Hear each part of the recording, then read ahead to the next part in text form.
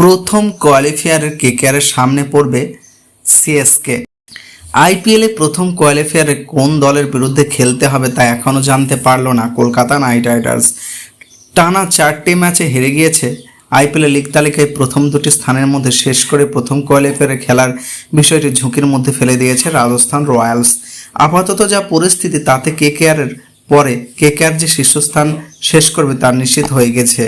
দ্বিতীয় স্থানে শেষ করার সুযোগ আছে 3টে দলের সামনে, রাজস্থান, হায়দ্রাবাদ এবং চেন্নাই সুপার কিংস।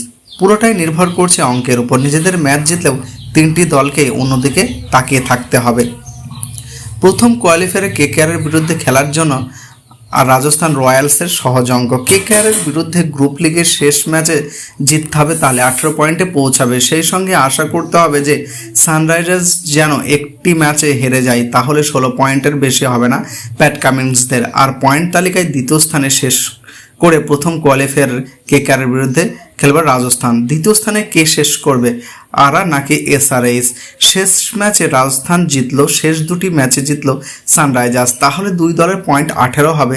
সেক্ষেত্রে নেট রান রেটের ভিত্তিতে নির্ধারিত হবে যে কোন দল দ্বিতীয় স্থানে শেষ করবে। আপাতত যা পরিস্থিতি তাতে শেষ ম্যাচে 200 রান করে 50 রানে জিতলেও রাজস্থানকে নেট রান হবে 0.435। শেষ দুটি ম্যাচ মিলিয়ে মোট 25 রানে জিতলে সেটা টপকে যাবে সানরাইজার্স হায়দ্রাবাদ, প্রতিটি ম্যাচে 200 করে রান ধরে।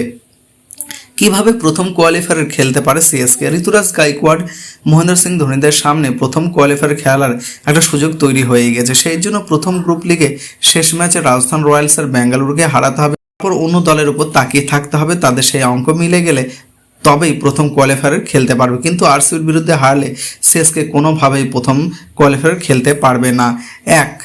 শেষ ম্যাচে হেরে গেল রাজস্থান, থাকা দুটি ম্যাচের মধ্যে একটিতে জিতল সানরাইজার্স, তাহলে দুই দলের পয়েন্ট 16-16 হয়ে যাবে। আর চেন্নাই 16 পয়েন্টে থাকবে যে কোন দল দ্বিতীয় স্থান শেষ করবে। আপাতত রাজস্থান এবং সানরাইজার্সের থেকে নেট রান রেটের নিরিখে এগিয়ে আছে চেন্নাই। শেষ ম্যাচে হেরে গেল রাজস্থান, সানরাইজার্স শেষ দুটি ম্যাচ হেরে গেল, তাহলে রাজস্থান 16 পয়েন্টে আটকে যাবে, 14 পয়েন্টে আটকে যাবে সানরাইজার্স। আর শেষ ম্যাচ জিতে চেন্নাইকে 16 পয়েন্টে পৌঁছে গেল। সেক্ষেত্রে চেন্নাই প্রথম কোয়ালিফায়ার খেলবে, কারণ আপাতত রাজস্থানের থেকে চেন্নাই নেট রান রেট অনেক ভালো।